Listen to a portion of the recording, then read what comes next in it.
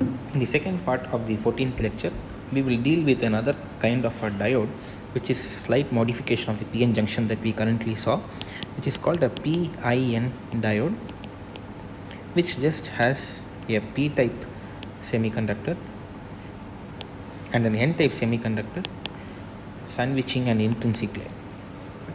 So this intrinsic layer is typically a very lightly doped P-type or a N-type layer, but then it has some very unique and special characteristics. The first one being that if I have something like this at slightly at a slight reverse bias, the width of the junction is almost the width of the depletion width, right? Assuming this is much larger than the depletion width that we typically have.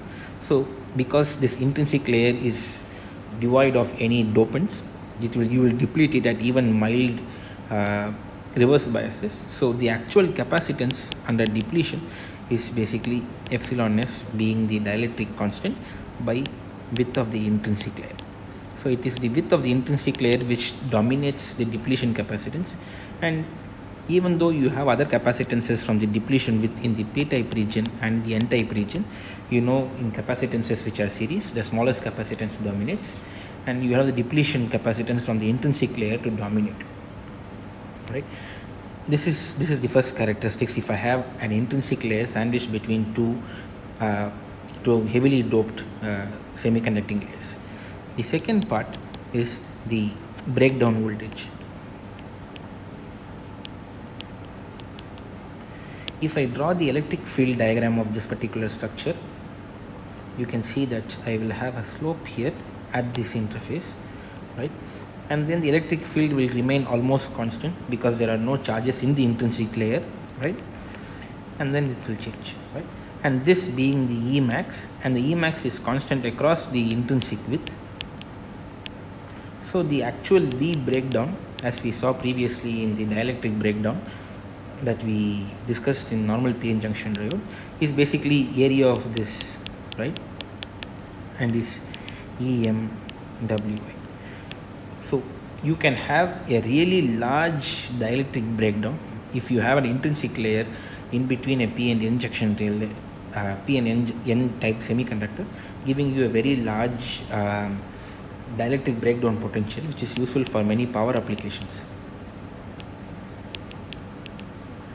So basically it is Wi, the width of the intrinsic layer, with changing the width of the intrinsic layer, which is obviously attainable by just growth mechanisms.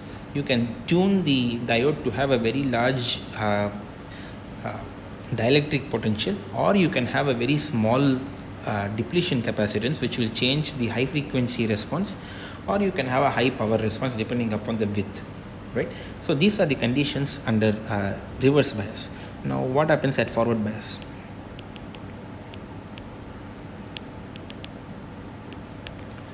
Right? So at forward bias, you can think about this, right? So basically at the edge of the depletion width, you will have a current, a charge injection of Pn naught e power qv by kt, right? Similarly on the other side, and you can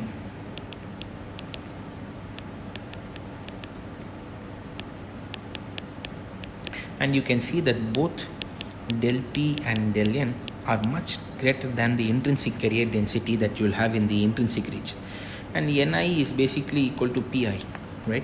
That's the characteristics of intrinsic region, and the injected carriers are always much larger than the carrier densities in the intrinsic. This leads you to the condition of high injection at almost all potentials, right? So you always have a high injection at almost all potentials, and if I write the continuity equation for this, I get, let us say,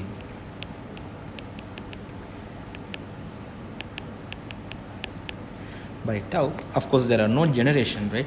Because if you have del P del N much larger than Ni, the most dominant thing that happens in this junction is recombination, and this is recombination, and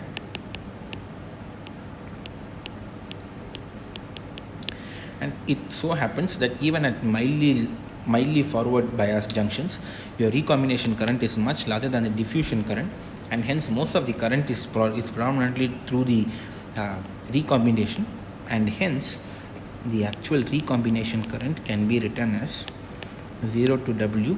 This is the summation of all recombination in the entire depletion width or in the entire intrinsic region.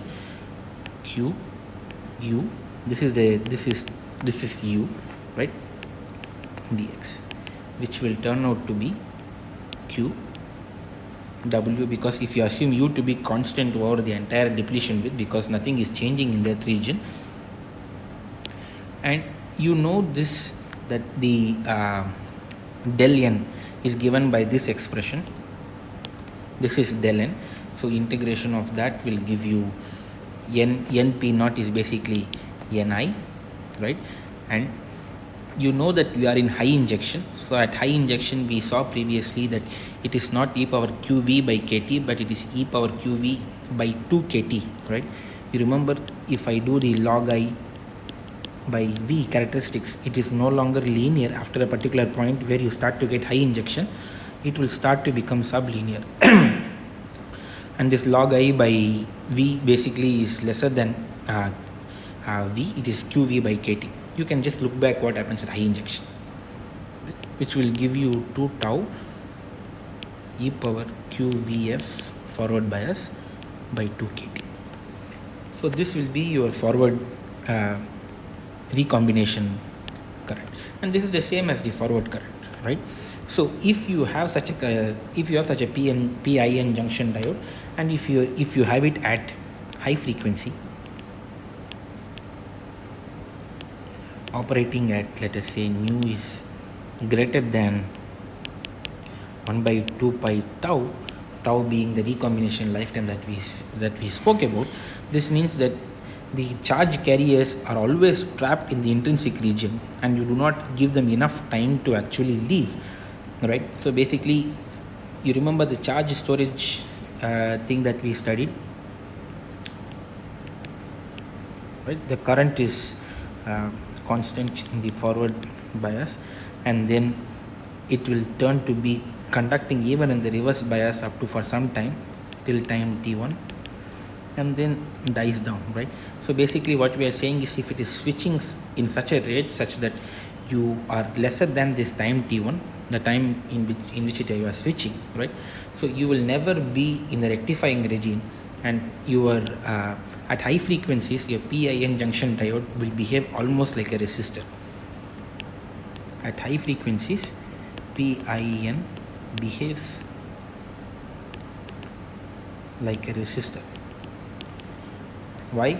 Because you will never deplete the channel completely, or you don't give it enough time to remove the space charge, right? And hence the actual resistance of this junction under high frequency, under RF, is a resistance is rho W by A, right? Rho being the resistivity, W be the width of this region, right?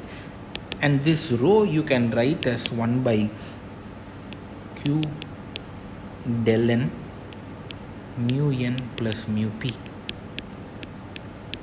correct? So this is the standard Drude way of writing the resistance, right? So R is equal to EN mu N. So oops, seriously.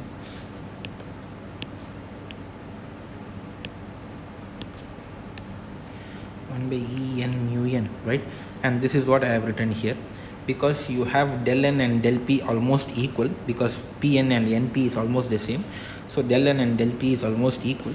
So you have this as the actual resistivity, right? So, and now I can write the current once again in the resistance form, where current is Q with del N by tau, right?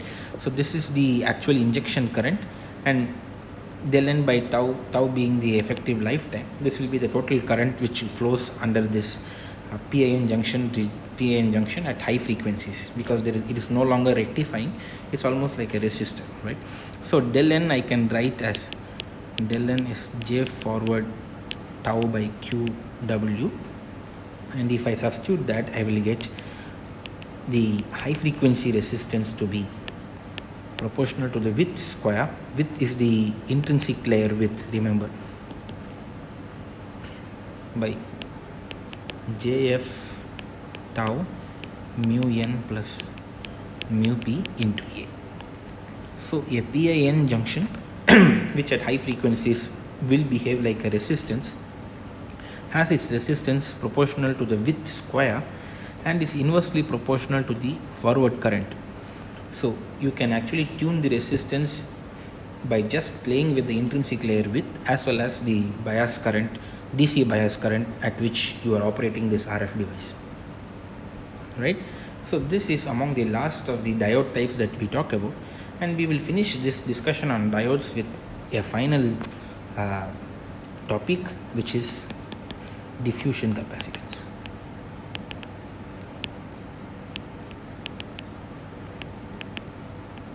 So this diffusion capacitance is another phenomena which is predominantly due to the slow dynamics of the minority carriers. So I'm going to let us do this. So now let us take our standard PIN junction, not a PIN junction, sorry, a standard PN junction, and treat it with a small AC potential superimposed on a DC bias.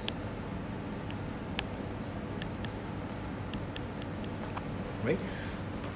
So we write the total potential imposed on this particular device to be V0, that's a DC, plus V1 e power I omega t, omega being the frequency of the AC, right?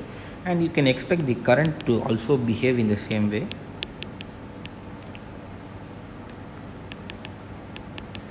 To have a response proportional to the applied potential, right?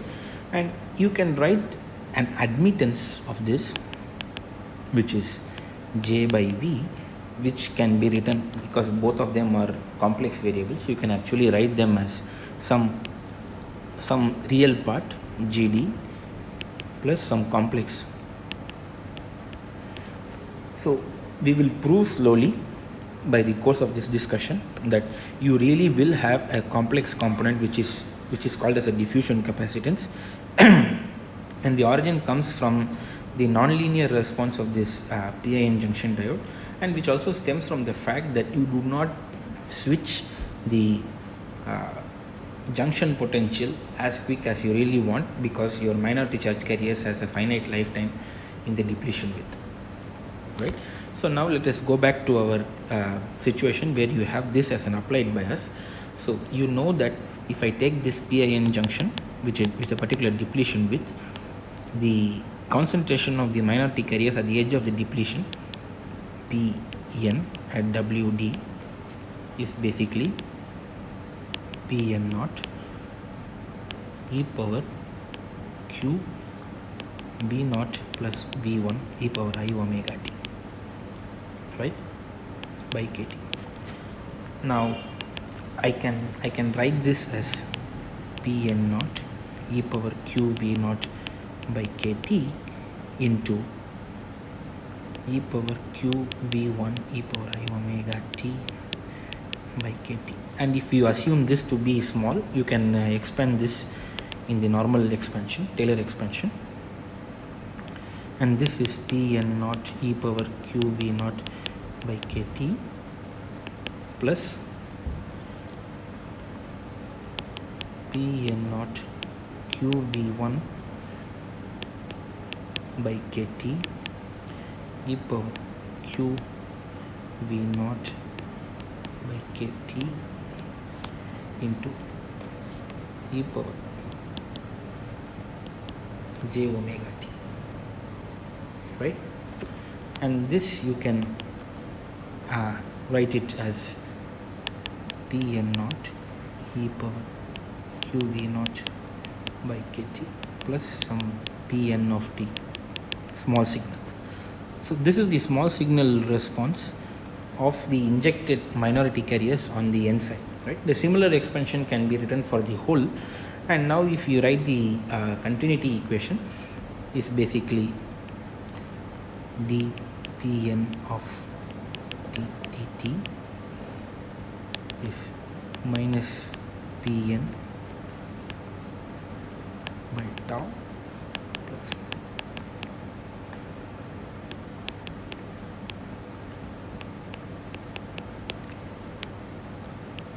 so these are all the small signal component proportional to this, right? So this is so we know the response for this is the DC response that we previously calculated, and now we are writing the continuity equation for the small signal variations over and above this DC part. Now the solution to this is pretty straightforward.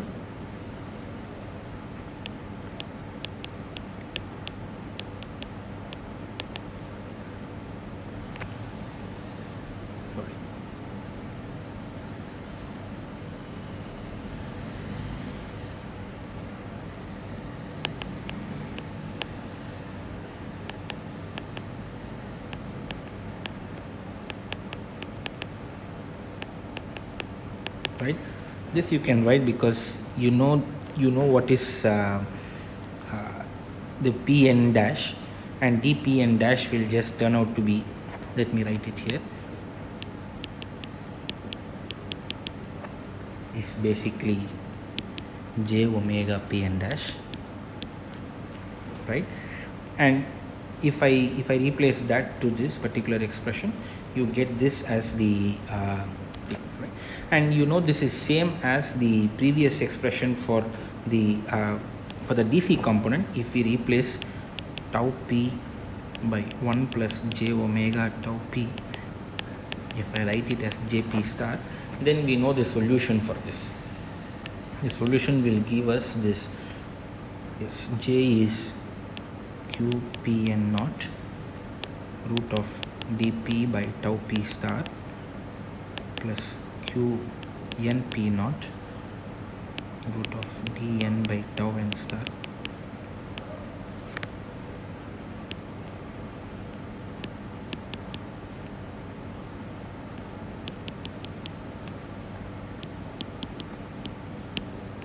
j omega by k. So this is the total current which will have the small DC component, in addition to the small AC component, right? And the AC component can be written as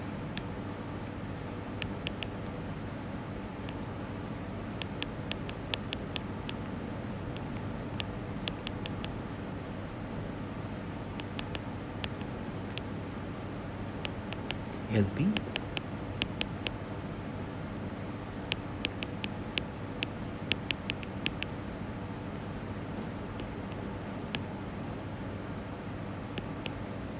So these are the standard ways of writing this from the standard ideal diode equations that we saw, right? You know how to replace dP as root L by tau, right? Root L tau, sorry. And into e power qv naught by kt into qv1 by kt. This is once again representing the e power qv, e power qv1 e power j omega t in the Taylor expansion, right? So now with this being the current, you can write j1 by v1, bringing it down will turn out to be q by kt q dp pn naught by lp plus q dn np naught by ln e power qv naught by kt. This is the real part which we called as previously gd naught, plus you will have the imaginary part which turns out to be q square by 2kt lp np naught, lp pn naught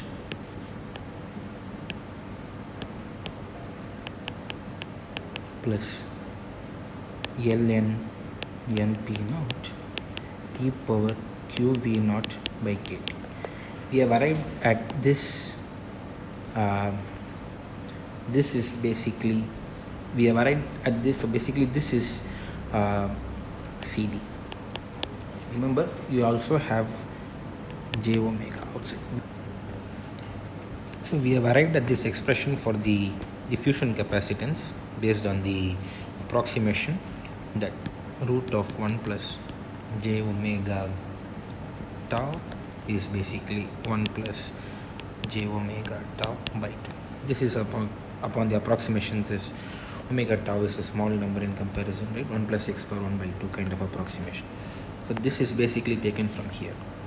So with these things you get an expression for the diffusion capacitance, which is q square by 2 kt lp. Lp is basically root d tau, right?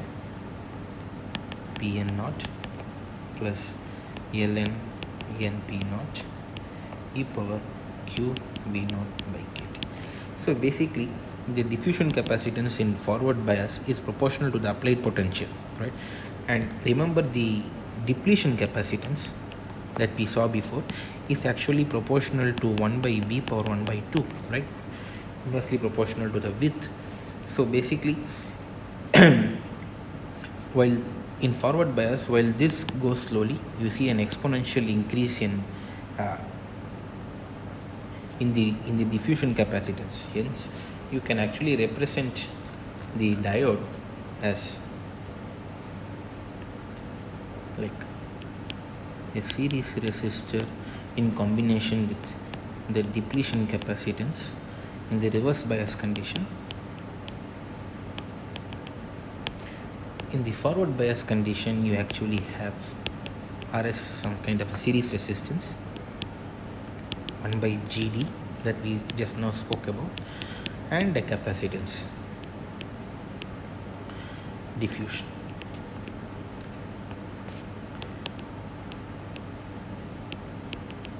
Now this diffusion capacitance also has a frequency dependence. So if I plot the diffusion capacitance versus a normalized number omega tau, it is maximum at low frequencies and then has a slow decline, right? So this line is basically CD by CD naught, the diffusion capacitance by close to DC diffusion capacitance. So at forward bias and low frequencies, you have the effect of diffusion capacitance, which is very significant in comparison to depletion capacitance. Whereas in reverse bias, obviously the depletion capacitance dominates and there is very few diffusion capacitance, right? So with this discussion on the diffusion capacitance, we stop our treatment of PN junction diode. The next time we meet, let's talk about bipolar junction transistors. Thank you.